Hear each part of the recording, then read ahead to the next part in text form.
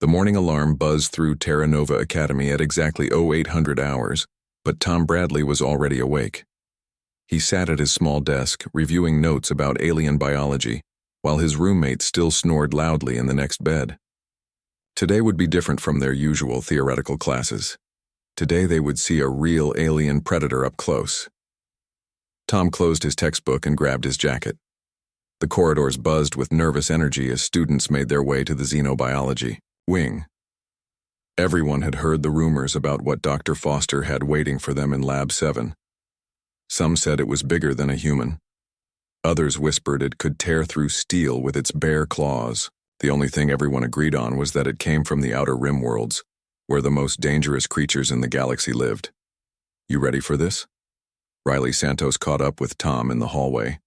Her dark hair was pulled back in a tight ponytail, and she carried her tablet loaded with recording equipment. As the top student in their communications program, Riley never missed a chance to document something new. "As ready as anyone can be for meeting a monster," Tom replied. Though, he felt more curious than scared.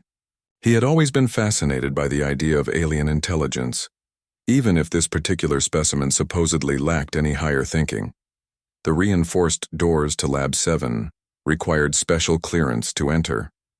Dr. Foster stood waiting, her gray hair pulled back in a professional bun.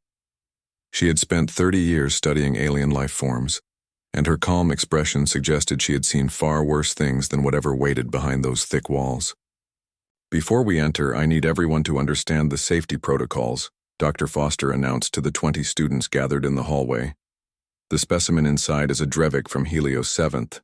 According to all galactic databases, this species operates on pure predatory instinct. They have no capacity for higher reasoning, no language, and no emotions beyond hunger and aggression." She gestured toward the heavy security doors. "The creature has been sedated and placed in neural restraints. The observation chamber is protected by energy barriers that could stop a fusion bomb. You are completely safe as long as you follow my instructions and remain behind the marked lines." The students filed into the observation chamber, their footsteps echoing in the large space. The room felt cold despite the environmental controls, and Tom noticed several of his classmates moving toward the back rows. He chose a seat in the front, wanting to get the best possible view of their first real alien encounter. Dr. Foster activated the chamber's lighting system, and suddenly they could see into the containment area. A collective gasp rose from the students. The creature was enormous, standing nearly 8 feet tall even while restrained. Its body was covered in a black shell that looked harder than armor plating. 6 limbs extended from its torso, each ending in clawed appendages that could clearly tear a human apart without effort. The most unsettling feature was its head. 3 pairs of yellow eyes sat above a mouth filled with rows of needle-sharp teeth. Everything about the creature screamed danger. Tom understood why the galactic community classified these beings as apex predators. The Drevik species has terrorized shipping lanes in the Outer Rim for over 2 centuries. Dr. Foster began her lecture, activating a holographic display that showed the creature's internal anatomy. They hunt in small packs, using their natural camouflage to ambush prey. Their exoskeleton can withstand small arms fire, and their claws can cut through most standard hull materials. Tom found himself staring directly at the creature, while Dr. Foster continued explaining its biological functions. Something felt wrong, though he could not identify what bothered him. The Drevik should have been scanning the room for potential prey, looking for weak points in its prison, or showing some sign of the aggressive behavior described in their textbooks. Instead, the creature seemed to be studying them with what looked almost like intelligence. Its 6 eyes moved from student to student in a methodical pattern, as if it was analyzing each person individually. When its gaze finally settled on Tom, he felt a strange chill run down his spine. The creature maintained eye contact for several long seconds. Then, without warning, it began moving one of its clawed appendages in a deliberate pattern against the metal restraint. 3 quick taps, followed by 3 longer ones, then 3 quick taps again. Tom's breath caught in his throat. He recognized that pattern immediately from his communications classes. It was Morse code. 3 short, 3 long, 3 short, the universal distress signal that every spacefaring species in the galaxy understood. SOS. Dr. Foster, Tom called, out, his voice cracking slightly. I think it's trying to communicate. The professor paused her lecture and looked toward the containment area. That's impossible, Mr. Bradley. Dreviks have no capacity for symbolic thinking or language. What you're seeing is probably just random movement caused by the neural restraints. But, even as she spoke, the creature repeated the pattern. 3 short taps, 3 long taps, 3 short taps.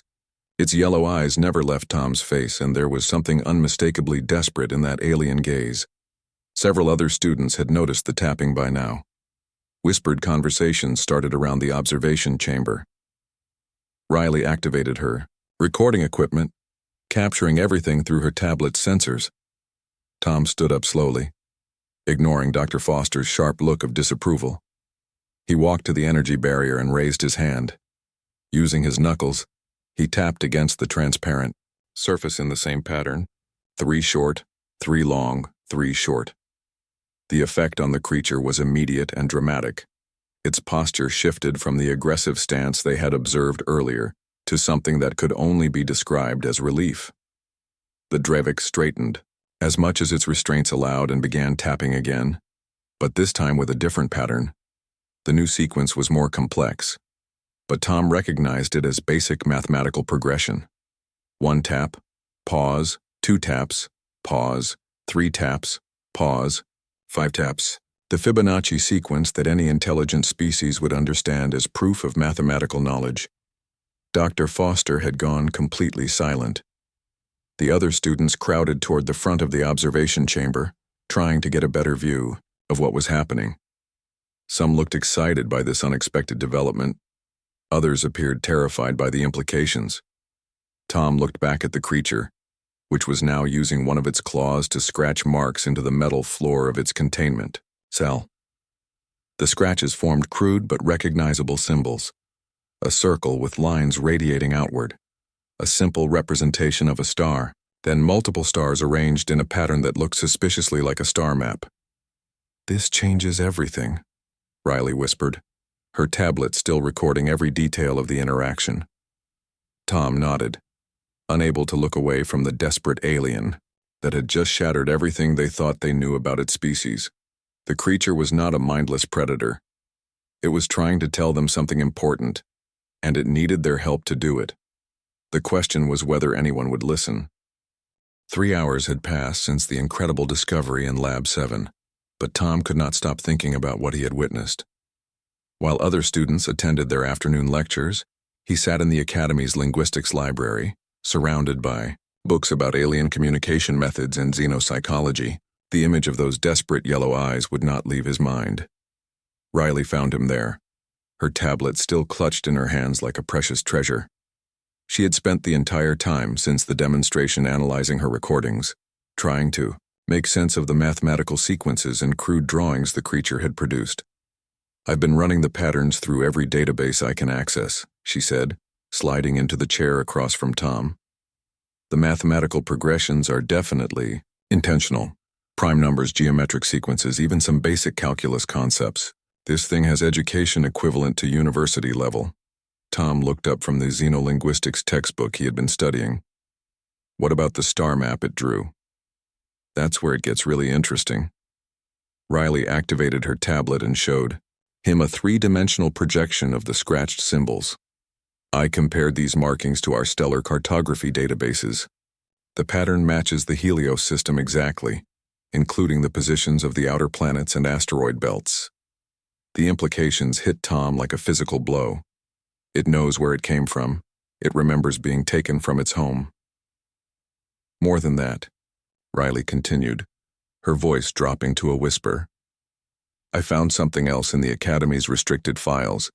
The military operation that captured this specimen wasn't hunting dangerous predators. They were raiding what looked like a research station. Tom stared at her. A research station? You mean like a laboratory? Exactly like a laboratory.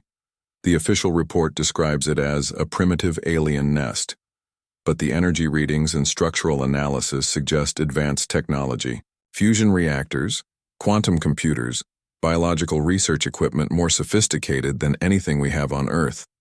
The pieces of the puzzle began forming a disturbing picture in Tom's mind. If they have that kind of technology, and this creature is showing mathematical and spatial intelligence, then maybe the Dreviks aren't the mindless monsters everyone thinks they are. I think we need to go back to Lab 7, Riley said, tonight when there are fewer people around. If this creature really is trying to communicate, we need to give it a proper chance to tell us what it wants. That evening, Tom and Riley made their way through the Academy's quiet corridors.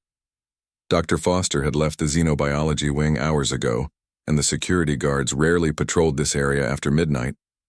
Getting into Lab 7 would require Riley's technical skills and some creative rule-breaking.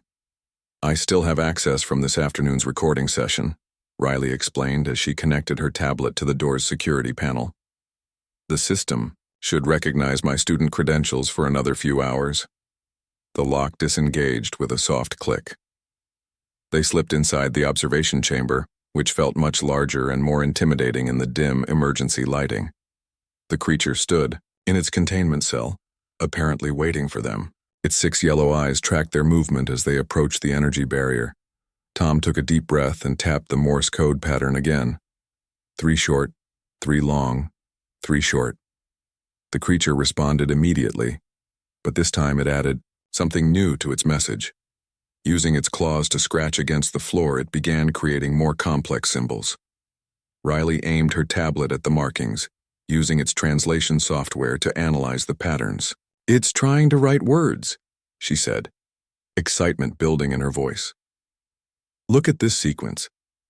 It's repeating the same symbol cluster over and over." The creature seemed to understand that they were trying to interpret its message. It moved, slowly and carefully, making each symbol as clear as possible. When it finished one word, it would pause and wait for their response before continuing to the next. After 20 minutes of painstaking communication, they had established a basic symbol system. The creature could represent simple concepts like numbers, directions, and basic nouns. More importantly, it had begun to tell them its story. The first word it taught them was its name, Kavik. The second was its profession. Using a combination of mathematical symbols and crude drawings, Kavik managed to convey that it was a researcher, a scientist who studied other species and their cultures. "You were studying us," Tom said aloud, though he knew Kavik could not understand spoken English. He tapped out a series of numbers that meant human in the mathematical language they were developing. Kavik's response was immediate and emotional. It began drawing frantically, creating images that showed human settlements, human spacecraft, and human technology. Then it drew something that made Tom's blood run cold. Warships surrounding a peaceful research station, weapons firing. Creatures that looked like Kavik being captured and loaded into transport ships. "They weren't attacking anyone," Riley whispered. "They were studying human civilization when they were captured." Kavik continued its desperate story, using every method of communication it could manage. It drew pictures of its people living in cities, working in laboratories, raising families. It showed them advanced technology that could heal diseases and produce unlimited clean energy. It revealed a civilization that was peaceful, curious, and scientific. Then Kavik drew the creatures that had attacked its research station. Tom recognized them from his galactic politics classes. The Corvin Empire's military forces, known throughout this sector for their aggressive expansion policies. But according to the official records, the Corvins were humanity's allies and trading partners. The most disturbing revelation came when Kavik began drawing images of other species, dozens of different alien races, all being hunted and captured in the same way. Some were completely extinct, reduced to scattered specimens in containment facilities. Others survived only as slave populations in Corvin territories. "This is genocide," Riley said, her face pale as she watched Kavik's desperate attempts to communicate the scale of the atrocities. "They're systematically eliminating entire civilizations." Kavik seemed to sense that they finally understood the magnitude of the situation. Its next drawing showed human settlements and human spacecraft. Then it drew Corvin warships approaching Earth's colonies. The message was unmistakably clear. Humans were next. Tom felt sick as the implications became clear. The warm welcome humanity had received when they achieved faster-than-light travel.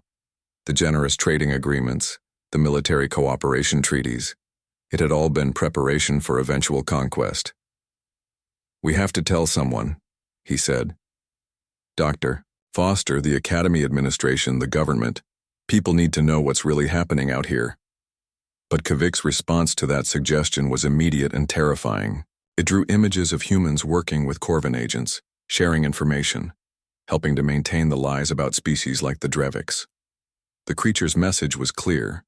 The conspiracy already included humans in positions of power.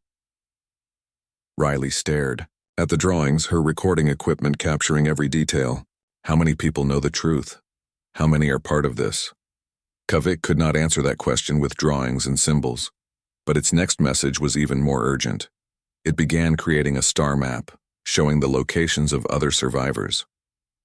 Hidden bases where members of victimized species had managed to escape their destroyers, a resistance network that few people knew existed.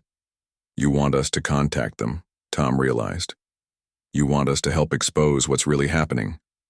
Kavik nodded, a surprisingly human gesture that somehow conveyed both desperation and hope. This creature that was supposed to be a mindless monster was asking two human students to help save not just its own people, but potentially their own species as well. Tom looked at Riley, seeing his own thoughts reflected in her expression. They were college students, not diplomats or soldiers. They had no authority, no resources, and no experience with interstellar politics. But they also might be the only humans who knew the truth about what was coming. "We're going to need help," Riley said quietly. "Someone with access to communication systems and transportation. Someone who won't be missed if they disappear for a while." Tom nodded, his mind already working through the possibilities. Getting Kvik out of containment would be nearly impossible, but they had to try. The alternative was watching their entire species walk blindly into the same trap that had destroyed so many others. The creature that had been meant to scare them had instead opened their eyes to a truth more terrifying than any monster could ever be. Dr. Foster listened to their story with growing alarm, her coffee growing cold as Tom and Riley presented the evidence they had gathered over the past week. The linguistics professor had always been skeptical of official reports, but the mathematical proofs and detailed communications from Kavik left no room for doubt. "This is beyond anything I imagined," she said, reviewing Riley's recordings for the third time. "If what this creature is telling us is accurate, then we've been walking into a trap since the day we made first contact with the galactic community." They sat in Dr. Foster's private office, far from the main academy buildings where their conversation might be overheard. Tom had spent sleepless nights wondering who they could trust with this information. Dr. Foster had spent 30 years studying alien cultures, and her academic integrity was legendary among the students. "We need to contact the Terran Diplomatic Corps," Dr. Foster continued. "Ambassador Williams has always been suspicious of how easily humanity was accepted into galactic society. She might listen to this evidence." Riley pulled up another file on her tablet. "I've been analyzing communication patterns from the outer colonies. There are some disturbing trends: ships disappearing near Corvin space, research stations going silent, and military exercises happening suspiciously close to human settlements." Tom nodded grimly. "Kavik showed us the same pattern happened with other species before they were conquered. First comes integration and cooperation. Then mysterious incidents make the target species look dangerous. Finally comes the military action to protect galactic security." Dr. Foster stood and walked to her window, looking out at the academy grounds where human students trained alongside alien exchange pupils. "How many of our alien friends are actually intelligence agents? How many of our own people are working with them?" The question hung in the air like a physical presence. Trust had become a luxury they could no longer afford. "There's something else," Riley said quietly. "I've been monitoring communications from the restricted databases that Kivik's information helped me access. There are other species still fighting back. The creature wasn't lying about resistance networks. She activated a holographic display showing a three-dimensional map of their local stellar region. Red indicators marked known Corvan territories, while yellow zones showed areas under their indirect control. But scattered throughout the map were small green points, hidden in asteroid fields and remote systems. These are survivor populations, Riley explained. Members of supposedly extinct species who managed to escape the initial conquests. They've been working together, sharing information and resources. Tom studied the map carefully. How many species are we talking about? At least 15 different civilizations, maybe more. Some have only a few hundred survivors. Others maintained hidden colonies with thousands of individuals. Riley zoomed in on one cluster of green indicators. The largest group is here, in the Vega system. They've built some kind of base inside a hollowed-out asteroid. Dr. Foster returned to her desk and activated her secure communication system. I'm contacting Ambassador Williams right now. She needs to know what we've discovered. But when the connection established, the face that appeared on the screen was not Ambassador Williams.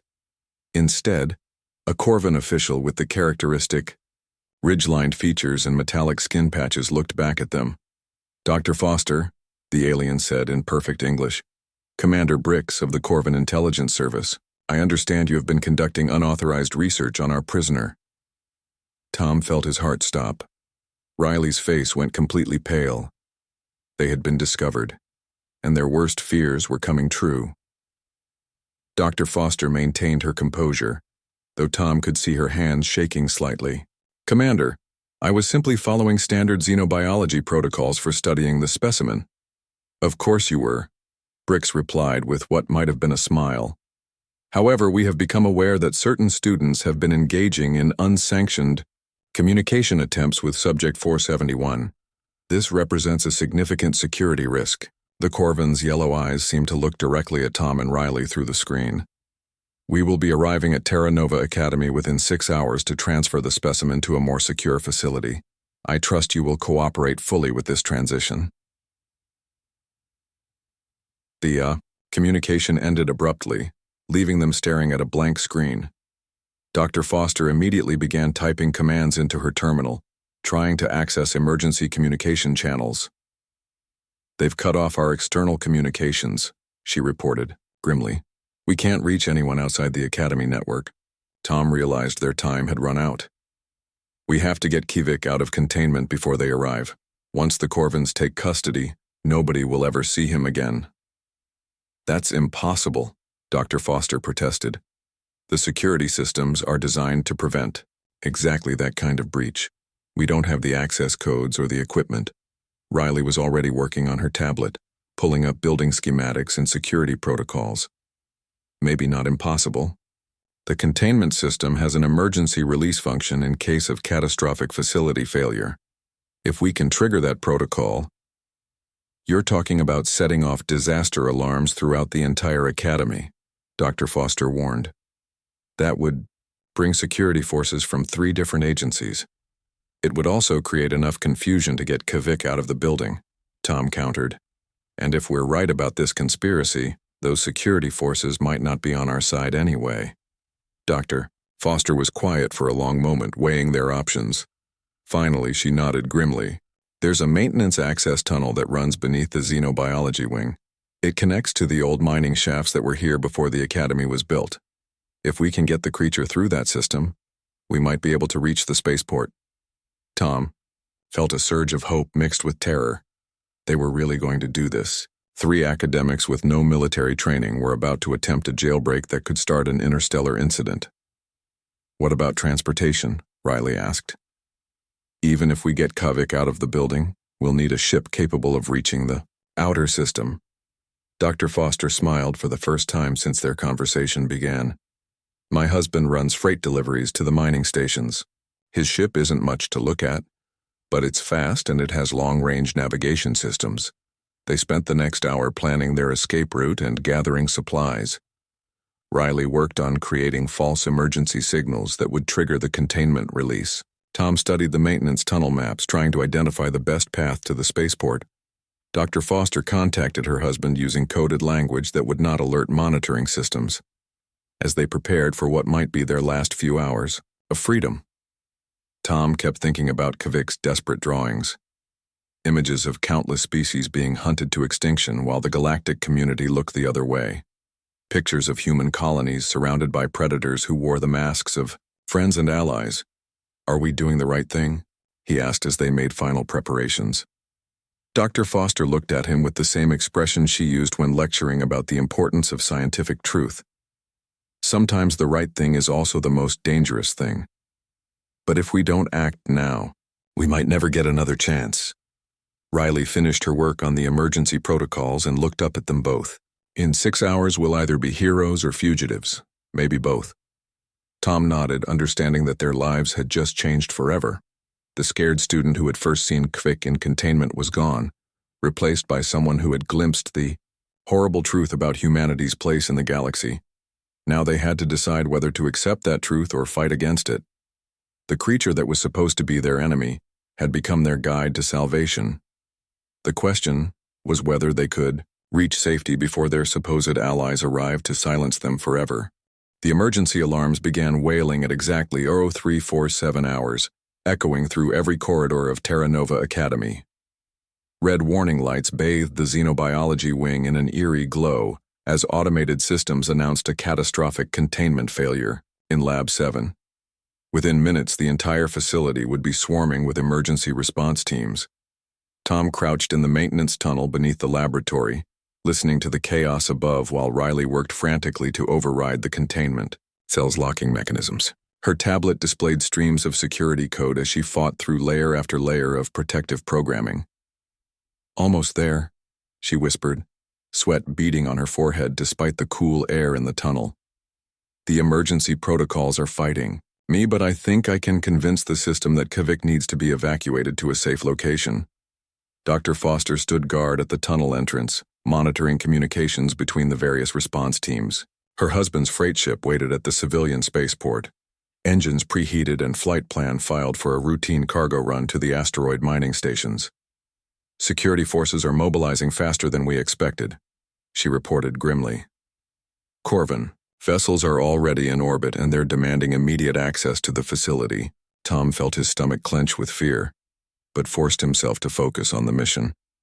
Above them, heavy footsteps pounded through the laboratory as evacuation teams searched for the source of the emergency. The containment cell would be their first priority, which gave them only minutes before someone discovered that Kvik was missing. "Got it," Riley announced triumphantly. Her tablet showed green confirmation signals as the cell's restraint systems disengaged. "Kvik should be free to move, but we need to guide him to the tunnel access point." Tom activated the portable communication device they had rigged up, sending the mathematical sequences that meant follow and down in the symbolic language Kvik had taught them. Through the facility's camera system, they could see the massive creature moving carefully through the laboratory, avoiding the human emergency teams while heading toward the maintenance access. The sight of Kvik moving freely through the academy was both thrilling and terrifying. The creature that everyone feared as a mindless predator moved with careful precision, making sure not to harm any of the humans rushing around the laboratory. Its behavior proved beyond any doubt that the Dreviks were intelligent, peaceful beings who had been victims of a monstrous deception. "He's at the tunnel entrance," Dr. Foster reported. "But we have a problem. The access shaft is too small for something his size." Tom's heart sank as he realized the flaw in their plan. The maintenance tunnels had been designed for human technicians, not 8-foot-tall alien creatures with multiple appendages. But Kvik was already solving the problem. Through the camera feed, they watched as the creature began compressing its body, folding its limbs in ways that seemed impossible. The Drevik physiology was even more adaptable than their database entries suggested. "Incredible," Dr. Foster breathed. "The exoskeleton must be semi-flexible. He's making himself small enough to fit." Riley guided them through the tunnel system, using building schematics and her tablet's navigation software. The old mining shafts were a maze of interconnected passages that had been abandoned when the academy was constructed. Most led to dead ends or collapsed sections, but one main corridor ran directly toward the spaceport. Behind them, They could hear Corvin voices echoing through the facility as the alien security forces took control of the search operation. Please. Emergency teams were being ordered to evacuate, while the Corvins conducted what they called a detailed investigation of the containment breach. They're not even pretending to work with our people anymore, Tom observed as they moved through the narrow passage. The mask is starting to slip. Dr. Foster nodded grimly. Commander Brix probably never expected us to actually attempt a rescue. This level of response suggests they're more worried about what Kvik knows than they let on. The tunnel system opened into a larger cavern that had once been the primary mining chamber. Ancient excavation equipment sat covered in dust, abandoned. When the mineral deposits were exhausted decades ago, more importantly, the cavern had multiple exit points that led to different areas of the colony. Kvik emerged from the maintenance tunnel with obvious relief, immediately beginning to communicate through their established symbol system. The creature drew frantically in the dust, creating images that showed Corvin ships surrounding the academy and additional forces moving toward human colonies throughout the sector. It's starting, Riley realized with growing horror. The final phase of their plan. They're using our escape as justification for increased security measures. Tom studied Kvik's drawings, trying to understand the timeline they were working with. How long do we have before they move against the colonies? Kvik's response was immediate and chilling. Using mathematical symbols, it indicated a period equivalent to roughly 72 hours, 3 days to warn humanity about what was coming. Dr. Foster activated her communicator to contact her husband, but only static came through the speakers. They're jamming all local communications. We're completely cut off from outside help. The sound of boots echoing through the tunnel system announced that their pursuers had found their trail. Corvin search teams were moving through the maintenance passages following the path they had taken to reach the mining caverns. This way, Dr. Foster led them toward an exit that opened near the spaceport's cargo loading area. David should be waiting with the ship, but we'll have to move fast. Once we're in the open, we'll be visible to their orbital surveillance. They emerged from the underground system into the pre-dawn darkness of the colony's industrial district. The spaceport lay half a kilometer away, its landing lights visible through the morning haze. Dr. Foster's husband had positioned his freight ship at the furthest pad, away from the main terminal where security would be tightest. But as they moved, across the open ground, proximity alarms began sounding throughout the spaceport. Corvin patrol ships descended from orbit, their searchlights sweeping across the landing pads as they hunted for the escaped prisoner. "Run!" Dr. Foster shouted as the first energy blasts struck the ground near their feet. Tom found himself sprinting across open pavement, while alien weapons fired all around them. Kvik moved with surprising speed despite its size, its multiple limbs, giving it stability and agility that kept pace with the running humans.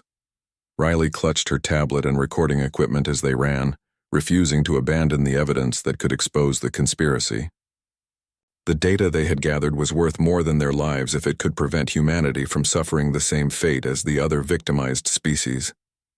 Dr. Foster's husband had the freight ship's engines spinning up by the time they reached the landing pad.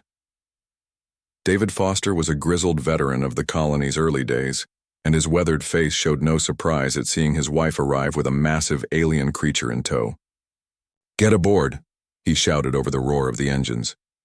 "We've got maybe 2 minutes before those patrol ships cut off our escape route." Tom helped guide Kvik into the ship's cargo hold, while Riley and Dr. Foster secured their equipment and supplies. The freight vessel was cramped and utilitarian, but it had the long-range navigation systems they would need to reach the resistance bases in the outer system.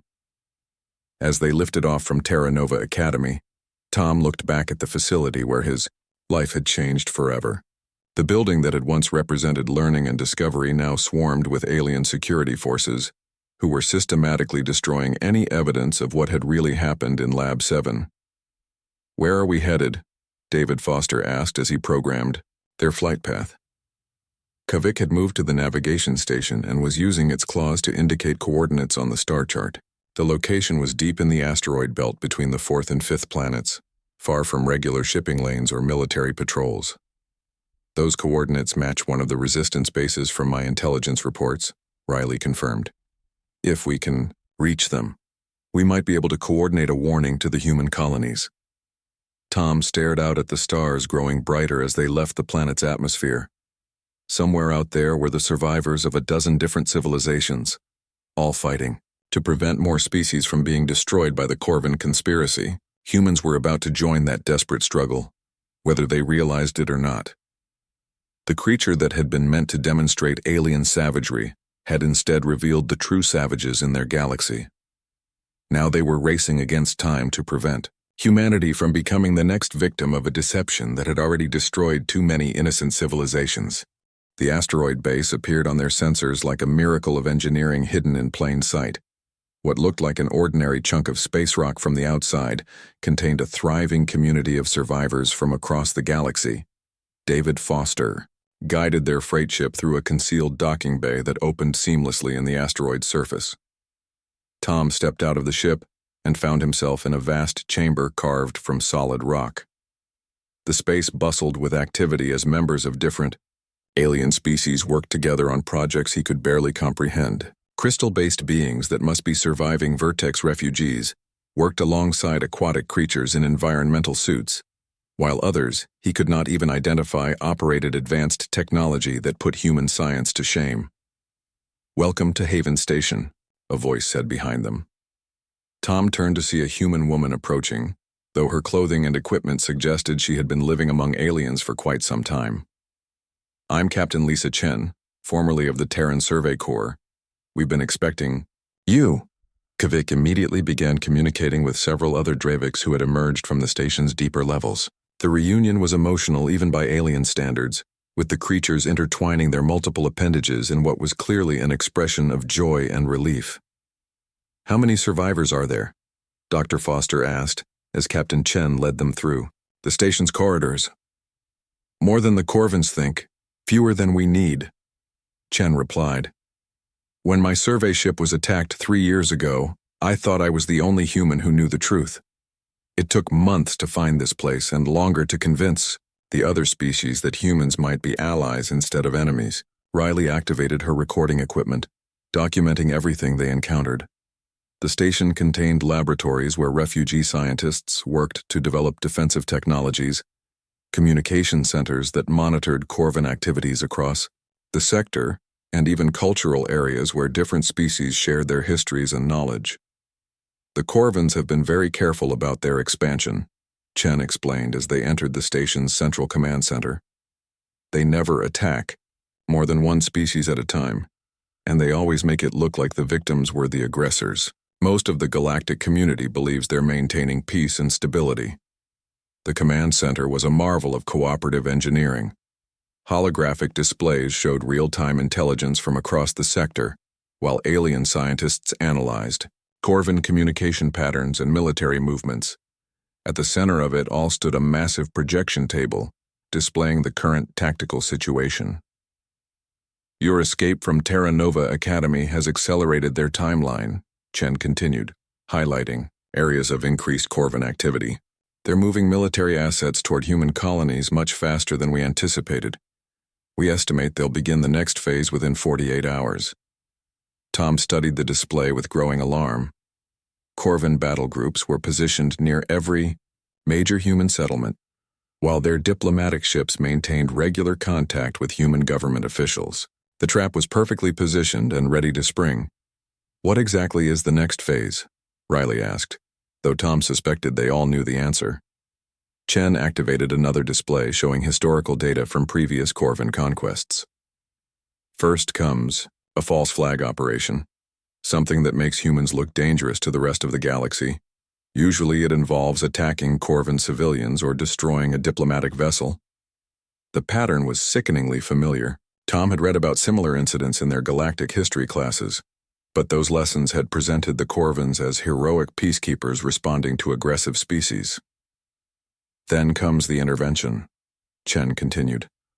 "Other species demand action. For galactic security, the Corvins reluctantly agreed to neutralize the threat. Within months, the target species is either extinct or reduced to slave populations in Corvin territories." Kavik had joined them at the command center and was communicating rapidly with the other Drevik survivors. Through their mathematical language, Tom could understand that Kivik was sharing intelligence about current Corvin operations around Earth and its colonies. There might be a way to stop them, Dr. Foster said suddenly. If we can expose the conspiracy, before they execute their false flag operation, we might be able to warn enough people to make a difference. Chen shook her head grimly. We've tried that approach before. The Corvins control too much of the communication infrastructure. Any warnings we send get dismissed as terrorist propaganda or alien disinformation. But Riley was already working, on her tablet, accessing the data they had gathered during their investigation. What if we don't try to convince governments or military leaders? What if we go directly to the people? She activated a holographic display showing her analysis of human communication networks.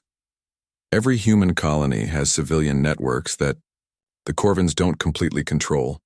Independent media, academic channels, private communication systems. If we can flood those networks with evidence simultaneously, Tom began to understand her plan. Create so much information that they can't suppress it all. Force people to see the truth before the official propaganda can cover it up. Captain Chen looked intrigued for the first time since their conversation began. It would require precise timing and enormous coordination.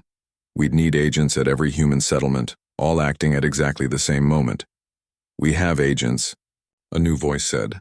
Tom turned to see another human approaching the command center. This man wore the uniform of a merchant marine captain, though his equipment was clearly military grade. Captain Robert Hayes, formerly of the Earth Defense Fleet, the man introduced himself. There are more of us than you might think. Humans, who discovered the truth and managed to escape before being silenced. We've been building our own network for the past 2 years. Hayes activated his own display, showing a map of human space with dozens of green indicators. Each one represented a human agent working undercover in colonies, trading posts, and even government facilities. The question is whether we can coordinate a simultaneous information release across 50 different locations while Corvin security forces are on high alert, Hayes continued. We'd need to move faster than their response time and hit every ANC major population center at once. Riley was already calculating the technical requirements. I can create a synchronized broadcast system using quantum communication protocols. If every agent transmits the evidence at exactly the same time, the Corvins won't be able to stop the spread of information. Dr. Foster looked at the assembled group of humans and aliens working together to prevent another genocide. How long do we have to set this up? Chen checked the tactical display, noting the continued movement of Corvin forces. Based on their current deployment patterns, I estimate less than 36 hours before they initiate their false flag operation. Tom felt the weight of responsibility settling on his shoulders. 3 days ago, he had been a communications student worried about passing his xenobiology exam. Now he was helping to coordinate a desperate attempt to save his entire species from conquest. Kivik approached him and began drawing symbols in the dust on the command center floor. The message was simple but profound. The creature was thanking him for listening, for caring enough to risk everything to help expose the truth. We're going to need everyone working on this, Tom said, addressing the mixed group of humans and aliens surrounding them. Species that have been enemies in official records, cooperating to save each other from the real enemy. Over the next 18 hours, Haven Station became a hub of frantic activity. Refugee scientists worked with human technicians to create communication devices capable of penetrating Corvin jamming systems. Drevik mathematicians helped design encryption protocols that would protect their messages from interception. Even the crystalline vertex contributed their unique understanding of quantum mechanics to improve the broadcast system. Riley coordinated with Captain Hayes' network of agents, ensuring that each location would receive the evidence package and broadcast instructions simultaneously. The information included video recordings of Kivik's communications, analysis of Corvin military movements, historical data about previous conquests, and mathematical proof that the supposedly extinct species were actually intelligent victims of genocide. Transmission begins in 60 seconds, Riley announced as the final preparations were completed. Around the galaxy, 50 human agents stood ready to flood their local networks with information that would expose the greatest deception in galactic history. Tom watched the countdown timer while Kivik and the other survivors gathered around the command center. These beings had lost everything to Corvan aggression, but they had never stopped fighting for the truth. 10 seconds, Riley called out. 5, 4, 3, 2, 1, transmit. Across human space, communication networks suddenly blazed with activity as evidence of the Corvan conspiracy spread like wildfire. News feeds, academic databases, personal communication systems, and entertainment. Channels all simultaneously broadcast the same shocking revelation. The response was immediate and dramatic. Human colonies that had been preparing to welcome increased Corvan security presence suddenly found themselves questioning everything they had been told about galactic politics. Military commanders who had been coordinating joint operations began demanding answers about their alien allies' true intentions. "It's working," Captain Chen reported as intelligence data flowed into Haven Station. "Corvan forces are scrambling to contain the information leak, but it's spreading too fast to stop." But Tom knew this was only the beginning. They had exposed the conspiracy and warned humanity about the coming attack, but the Corvan still had overwhelming military superiority. The real test would come when the alien empire decided how to respond to having their deception revealed. On the tactical display, Corvan battle groups were changing their positions, moving away from human colonies and toward the asteroid belt where Haven Station was hidden. Their false flag operation had been abandoned, but they were preparing for direct military action instead. "They're coming for us," Dr. Foster observed as the enemy fleet altered course toward their location. Kavik moved to the communication station and began transmitting on frequencies that only Drevix could hear. Within minutes, responses came back from across the galaxy. Other hidden bases, other survivor communities, other resistance groups that had been waiting for exactly this moment. Tom realized that humanity's desperate gamble had done more than expose the truth. It had provided the signal that scattered resistance groups had been waiting for. After years of hiding and planning, the survivors were finally ready to fight back. The creature that had been meant to demonstrate alien savagery had instead revealed the galaxy's true savages. But more importantly, it had shown that the scattered victims of Corvan aggression could work together. Humans had found their place in the galactic community, not as junior partners seeking acceptance, but as the catalyst for a revolution that would reshape their entire region of space. The scared students who had once cowered behind an energy barrier had become the spark that would ignite a fire of freedom across the stars.